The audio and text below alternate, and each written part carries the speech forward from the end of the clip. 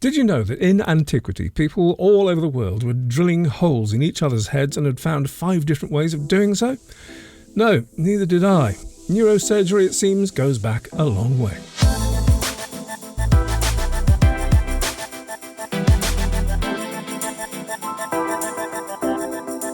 So it goes back a long way. How far are we talking, Mr. Soskin? Oh, it's just ridiculous. I didn't know either.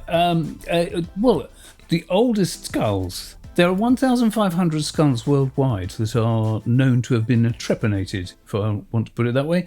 And the oldest of these is between 12 and 13,000 years old. Yeah. And solid, reliable dating, there are quite a number that date to around 10,000 years old. And the thing is that these are spread out in widespread places. We're talking about Portugal, we're talking about North Africa, we're talking about Ukraine.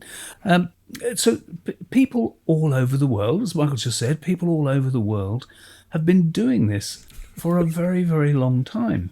Yeah. So, all right, well, we'll get into the nitty-gritty of it and get a bit more detail. I mean, this won't be an exhaustive covering of the subject of trepanation. This is the stuff that we've come across. The thing is, how did we come across it? Why are we talking about trepanation now? And I think it was an article for me. I don't know if you saw it first as well. You're talking about the French study? I'm talking about the French study, but there was an article about the French study from IFL Science, which it made it rather interesting.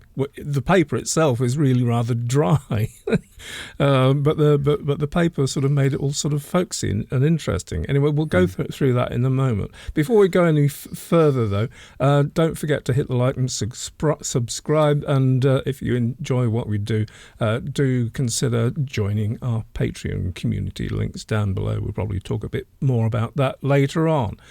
But for the moment, I think we could do worse than actually go through the article, comment a bit on it, and because going through the paper wouldn't be very rewarding as a listen. But it's dry. It is very dry. And the guy, what was his name? Taub. Matthew Taub, is it? Has made a good job of some dry material. Anyway, he kicks off in the article. It says, life in the Stone Age was hard enough without a bunch of ghosts hanging about inside your skull and messing with your brain. Fortunately, ancient neurosurgeons had a cure for haunted heads, leaving thousands of patients with enormous exit holes, some up to 10 centimetres, that's 3.9 inches wide, drilled into their noggins. So you get the flavour of where he's going. Actually, he kicks off with the spirits thing. But that's not necessarily, the main reason. All that is quite speculative. I mean, it's reasonable. But it's nevertheless speculative. I don't think anybody really knows why holes were being drilled. Anyway, known as trepanation. Actually, trepanation, do you want to say a few words about where the root of the word, because it's confusing. It is very confusing, and actually you'd get different accounts of this, but more recent, so in the last few hundred years anyway, the distinction seems to be you have trepanation and trephination, and especially in maritime history, trepanation, it's basically the size of the drill. So a trepine and a trephine, or a trepan and a trephine, I think, and it actually is chilling to see the trepan. It's a traditional carpenter's big drill. Yeah. And a trephine is a small one that really you could think of it a bit like a corkscrew, actually. It's that sort of size that you could drill into a skull with. There are other opinions that say that trepanation comes from Latin, I think, and trephination is more of Greek origin. But I think it's probably more likely to say that it depends on the tool being used. Yeah. I thought it looks like a misspelling of the same word, but other people regard it as two different words, meaning that actually remarkably similar that mean the same thing. Yeah, Anyway. well, I read an article about, and it was particularly to do with surgery in naval situations. So Okay. Trafalgar, whatever. And it did in that say that a trepan was a big drill and a That's an aid trepine memoir, was isn't was a little drill. So I'm going with big drill, little drill. Okay. Known as trepanation, the practice of boring a hole into the skull was a common surgical procedure in prehistoric times, with examples discovered at archaeological sites around the world, as we've said. After analysing the cavities in 41 Neolithic crania from France, the authors of a new study have shed new light on the nature of this crude procedure, revealing just how invasive and unsubtle it really was. Though in looking at it, we've found that it unsubtle it may be, but the practice must have been a bit more sophisticated than those words would lead you to believe. I think it's actually doing it an injustice to say unsubtle, because when you look at, and you know, you'll get into it in a minute, but the intricacy, and certainly when you come further towards the Neolithic, say, then the skill of those surgeons is utterly unquestionable. I think that there is so much subtlety involved in the procedure there. Although I suppose you could say that making a hole in someone's head is not necessarily subtle. Yeah. Housed at the Musée de l'Homme in Paris, the skulls examined by the researchers were between 8,000 and 4,000 years old and were among 159 in the collection that showed signs of having been trepanned. Using a digital caliper, whatever that is, the study authors measured the width of these surgical openings, revealing that the average trepanation was between 2.95 and 5.43 centimetres wide. That's 1.16 to 2.14 inches in old money. Anything to say about that? That's a big hole. It is a big hole, yeah. I think actually the shocker for me was that the biggest holes that they examined were over 100 centimetres in width. I mean, basically, that's you know, a lot in your head. Yeah. That's a big hole in someone's head. And the fact that they showed signs of healing, clearly the person didn't die in the procedure, which I find utterly staggering. Well, as he's just about to say. However, while even the lower end of this range might sound like an unacceptably large puncture in one's bonds, he does actually write with this, in this terminology. Scientific terms. The researchers report that some of the holes exceeded 10 centimetres, I just said, 3.9 inches in width, and yet, despite the obvious drawbacks associated with a broken skull, the majority of ancient trepanations worldwide show signs of healing, suggests that most patients did actually survive for some time after their surgery. That's the important thing.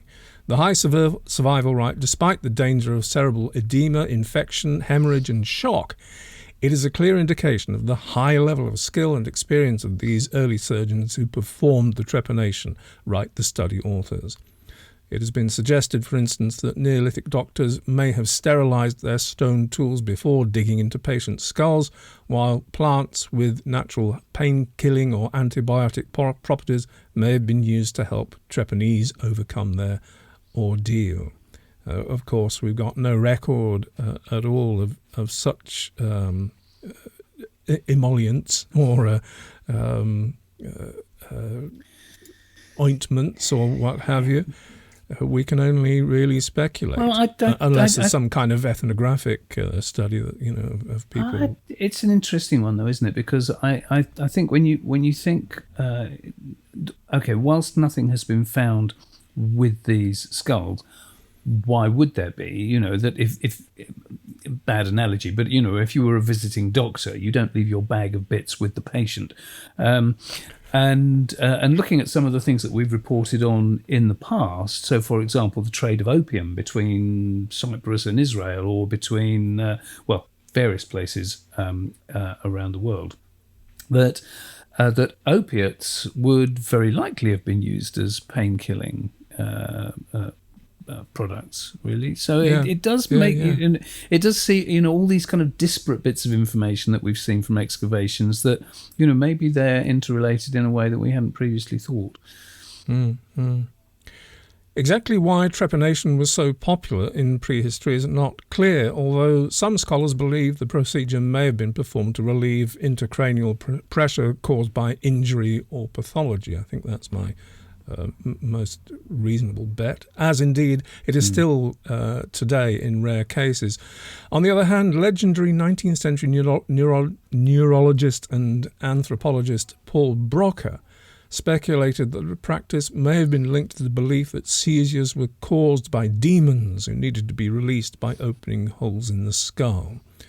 Whatever possessed Stone Age physicians to carve chunks out of their patients' heads, trepanation represents an intriguing experimental step in humanity's path towards surgical proficiency. As such, the study authors say their new insights are very important in trying to understand the origin of today's neurosurgery by tracing its earliest steps. And not everybody will agree that tracing the earliest steps of neurology, it's top of everybody's agenda. However, it has to be qualified by saying that this article, the paper was first published, wasn't it, in the World Neurosurgery Yes, I think magazine it was, thing. Yeah. Yes. Yeah. So yes, obviously it's very, very important or fascinating to the very least. At the very top of the show, I said people had developed 5 methods of drilling holes in each other's heads. I'll just quickly mention those. There's, I think, one of the earliest methods is scraping with flint or abrasive stone. There's drilling of a circle of holes, but that's much later, I think. Drilling a circle of holes and then extracting the central disc that results. There's a circular groove method where you carefully cut a circular or oval, whatever, with flint or obsidian. There's an instrumental one. I think this is the 5th, and it's probably much more recent, is the circular trephine, as you just mentioned, or crown saw. But I say it's much more recent, but that's as described by Hippocrates, apparently. Yes, well, I suppose a couple of thousand years ago is, in our terms, more recent. Fair enough, yeah. And there's the rectangular intersecting cuts thing, which is how I think the very first trepanation from antiquity presented itself to. Wasn't believed at first, but that's the cutting of a square out and lifting things out. So that's this study from France. Sorry, Rupert, you were just about to launch off something. Well, it was the thought that in some cases that piece of bone that was removed was used to reseal the hole. They put it back in place afterwards. But with things like with the scraping, well, you can't do that. You're gradually just shaving bone away until you're exposing or removing whatever the fragments might have been, depending on the injury. And so it's the fact that some people would have been left with these really sizable holes in their heads, from which they appear to have recovered. It does make you wonder, what on earth were people doing back then to keep wounds sterile? What sort of dressings were they using? It raises, like so many aspects of prehistory, these things raise so many questions. They give you answers to certain things and just raise a whole load of different questions. How were people not dying of infection in instances like this? It's a big question. So the study in question that we've been looking at, and this article was about, is quite a narrow and sort of a number crunching exercise. It doesn't come to that many conclusions. It is a data driven study, and you take from it pretty much what you will. But it did lead us on to Another paper, which is really very short. I'll leave a link in the description below. But took a more, although examining or taking data from far fewer examples, this is where we get the breadth of time that we were talking about earlier from, and the breadth geographically. Having said that about the breadth geographically, I just mentioned the earliest, the first known trepanation from antiquity was actually from Peru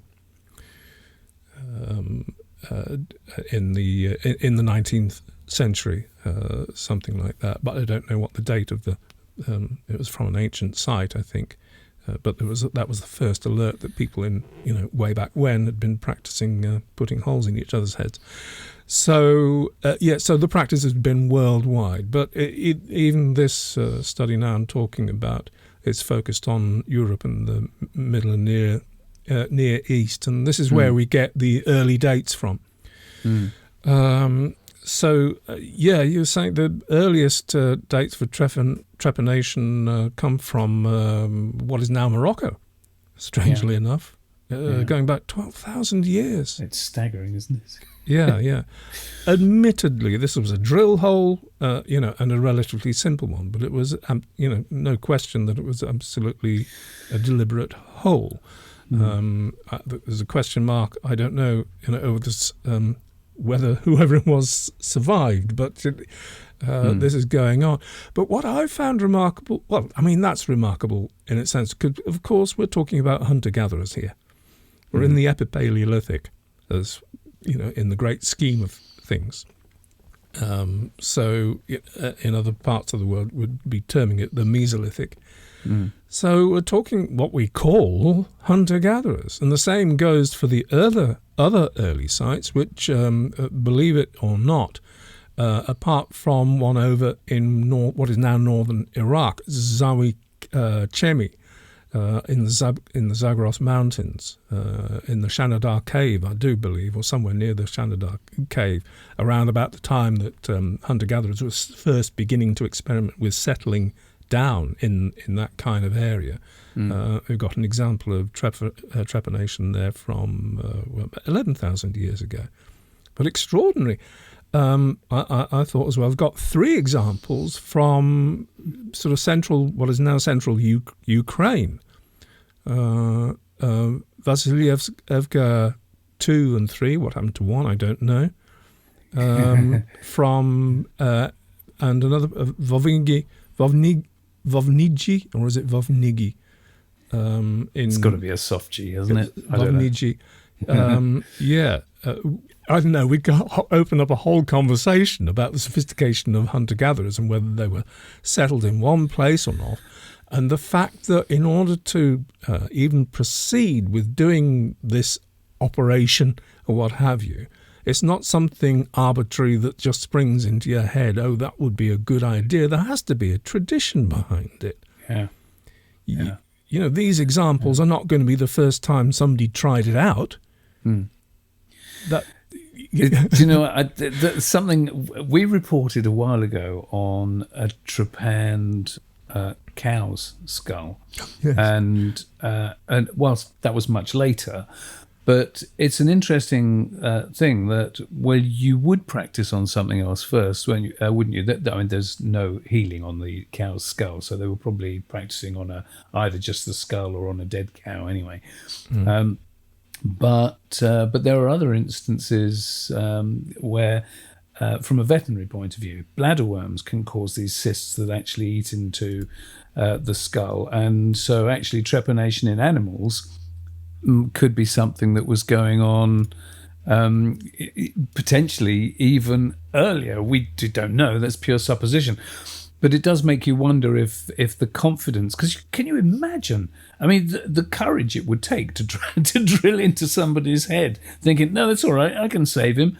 It's there's a level of confidence in doing that I find quite staggering, actually. Me too. I found it quite eye-opening, about the way we think about early people. The rest of the examples that we've got from the later are from the Neolithic, and after the time that farmers were beginning to move out of Anatolia into Greece and the Balkans and around the Mediterranean. But before we leave Anatolia, this isn't included in the study because it's relatively recent, but apparently they found an example of trepanation at Çatalhöyük. I don't have the details of that to hand, but otherwise that would count in this study, I would have thought. Yeah. But we've got trepanation sort of following the Danubian route of the LBK. So the implication, of course, is people in the band ceramic culture were practicing trepanation. But to speak to the point you just made, Rupert, about the confidence needed to do this, I'm going to quote from that paper and about the site, the skull that was found at Vedrovice, which is in Czechia. And it says about this particular skull, this particular operation. It says that at Vedrovice, trephination was done after an open cranial injury which had fractured and sunk the bone in at least 2 places. The prehistoric surgeons had demarcated an extensive area between the 2 large fragments, and they cautiously proceeded with scraping. Interesting, they managed to use that word cautiously. Anyway, carrying on. Once the lesions were well surrounded, the intervention was finally demarcated and adapted. This was a risky procedure where what counted first and foremost was the rapidity of the intervention and keeping damage to a minimum. So we're looking at somebody that survived this operation, and also with respect to the study itself, the forensic detail that they must have gone into examining this skull to get this narrative back from it is quite extraordinary. But that's another story.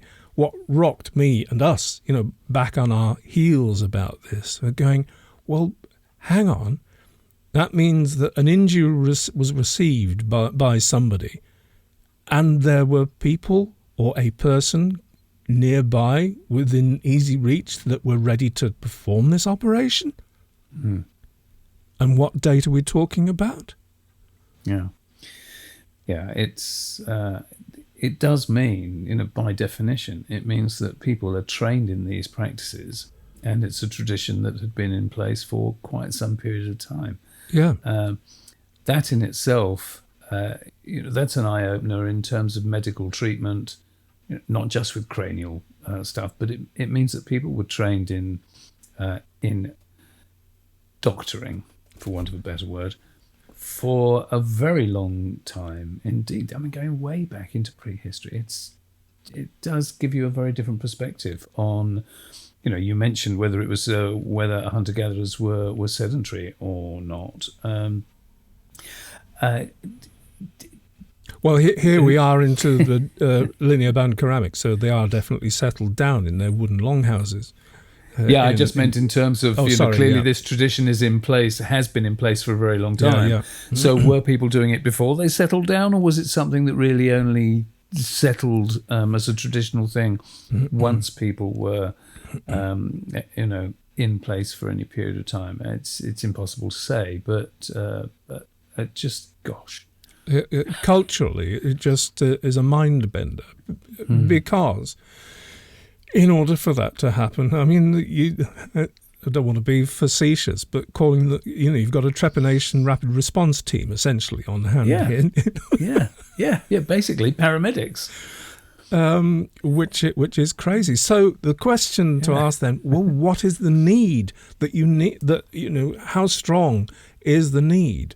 Are we talking about a need to repair injury, as in this case, an injury to the head, or were they there generally, for migraines, for casting out of demons? What was the principal driver of the need for an order of folk that were had this knowledge to be able to do this stuff. Well, one of the findings was that the majority of the injuries were on the left-hand side of the head, weren't they? The implication being that these people might have been facing right-handed foe in battle and being staved over the head, which makes sense. I mean, if you've got people fighting battles of whatever size, then you would need to have medics on hand to treat those.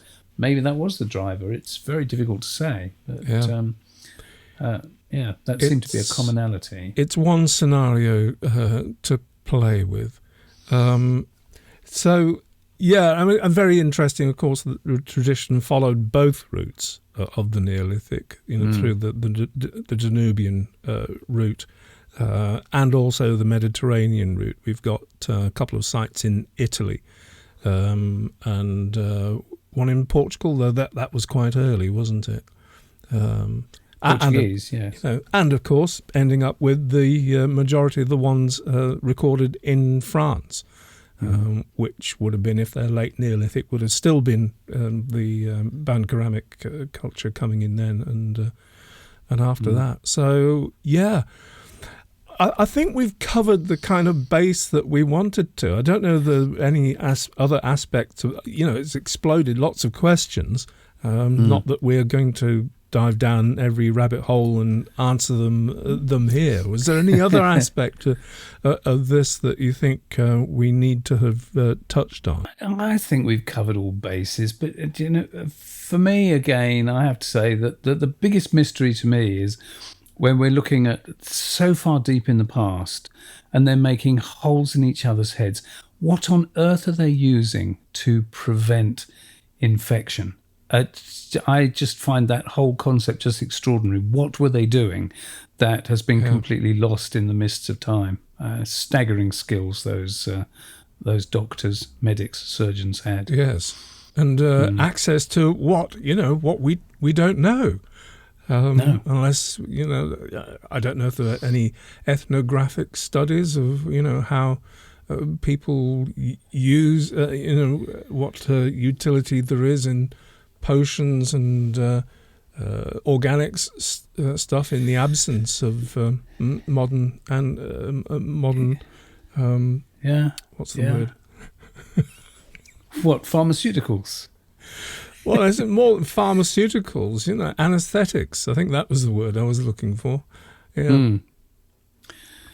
Yes. Well, we mentioned, didn't we, the possible use of opium as an anesthetic.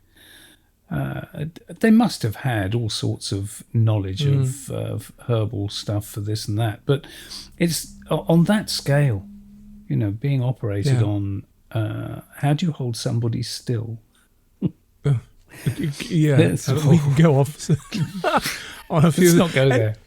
Many questions to ponder and imagine as time goes by. So I'm afraid we're not going to give you any answers here. But as ever, we open so many doors. Just let you wander through. And leave you hanging there. So anyway, look, there we go. A flyby of the topic of people making holes in each other's heads in antiquity and in the Neolithic and further back in the Mesolithic. Absolutely unbelievable. Thank you so much for watching. I hope you found that fascinating. If you want to support the channel, please don't forget to hit the like and subscribe button. I tell you what, we're aiming for 100,000 subscribers by the end of the year. We're well on what are we, 86,000 at the moment? 86,000 just gone over, yeah. And also you can support us by supporting the Göbekli Tepe to Stonehenge project. Details on that down below. And of course by becoming a Patreon member. Only costs $5 a month, and you get loads more extra stuff. So again, loads of extra stuff. Yeah. Link down below. So that's it from us. We're out of here. Till the next time. Bye bye. See you, folks. Bye. And that's it. I think we are done. Stop. Yes. And